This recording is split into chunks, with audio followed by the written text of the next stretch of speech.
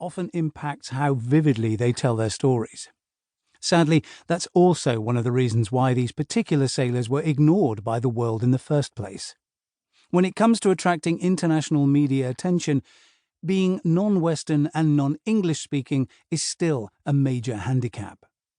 Sailors and fishermen are also generally robust individuals, not overly given to soul-bearing or introspection.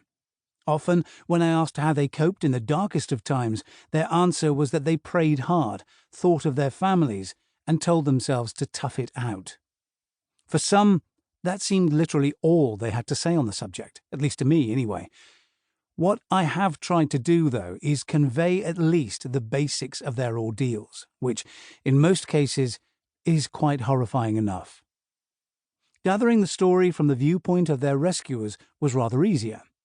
John Steed, together with negotiator Leslie Edwards and lawyers Richard Nayland and James Gosling, were all generous to me with their time, although, once again, the precise details of a mission that ended up lasting more than 3 years had occasionally blurred.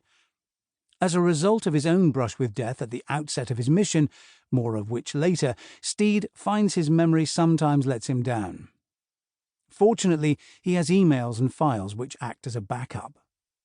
I also imposed limits of my own in writing this book. Some of the accounts of torture and mistreatment I have left out, as to relay them all would have felt both gratuitous and repetitive. Readers may also notice that I recount the hijacking and cruelty that took place on the Albedo in more detail than on the other 2 ships. Again, this is not to underplay what went on the Prantalay 12 and Nahum 3, but simply to avoid repetition. In amid the horrors, there are also acts of extraordinary courage and decency by the Britons and Somalis involved in the rescue effort, and by the sailors too. I like to think that this is a story about humanity at its best, not just at its worst. The research for this book was often hard, as many of the hostages were still too traumatized to talk or hard to track down. Some had gone back to further long stints at sea to make up for wages lost during their time in captivity. Those I did meet were often in remote, impoverished villages, places that they'd hoped seafaring would fund an escape from. But I'm glad they spoke out, for they also serve as the voices for a much larger cadre of seafarers who suffered at the hands of Somali pirates, whose ordeals have gone largely unrecorded.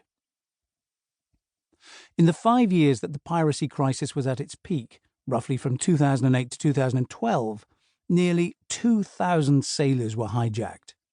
The vast majority were from the poorer parts of Asia and Africa, whose only crime was to seek to earn a living. Yet beyond a few paragraphs in the odd news report, very few of their stories were ever properly told. Instead, to much of the world, pirates only existed when they captured Westerners, be they adventure-seeking yachters in the Indian Ocean or, yes, journalists like me who'd stumbled into trouble. Hence, perhaps, the ongoing belief that modern piracy, in the best tradition of buccaneering, is a war of the have-nots against the haves.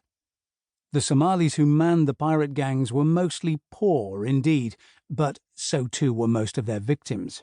So much so that in cases like the Albedo, Prantalay 12 and Nahum 3, the world did not seem interested in buying them out of trouble, never mind in learning about their ordeal.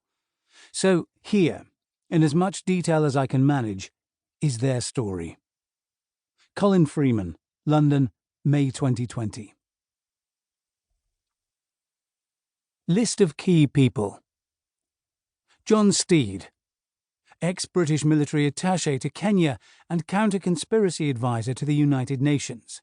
Leads the mission to free the Albedo, the Prantalay 12 and the Nahum 3. Aman Kumar, 19-year-old Indian sailor on his maiden voyage aboard the Albedo. Captain Jawed Khan, the Albedo's Pakistani captain. Shahriar Ali-Abadi, the Albedo's Iranian bosun. Omid Osrajerdi, the boss of Majestic and Rich Shipping and owner of the Albedo, based in Malaysia. Shanaz Khan, Captain Jawed Khan's wife. Mishal and Narman Jawed, Captain Jawed Khan's daughters. Leslie Edwards, an expert hostage negotiator who works alongside John Steed. Richard Nayland and James Gosling, London lawyers.